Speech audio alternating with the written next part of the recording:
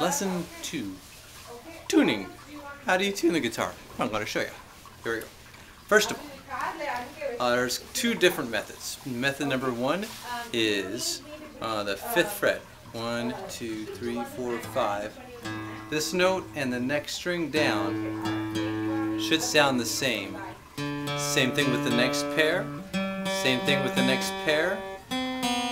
The next pair, however, does not. That's the next to last one. So you have to back it to the 4th fret, and then the last two do work again at the 5th fret. So 5, 5, 5, 4, 5. So that's method number 1. The method I usually use, however, is something called harmonics. And the way that one works is again on, 1, 2, 3, 4, 5. On the 5th fret, you lightly rest your finger, pluck, and take your finger away. And I don't know if you can hear that or not, but that and the 7th fret of the next string happen to be the same exact note. Works for the next pair, again for the next pair. You have to go back to the 4th fret though for the next to last pair, and then for the last pair, again, that works again.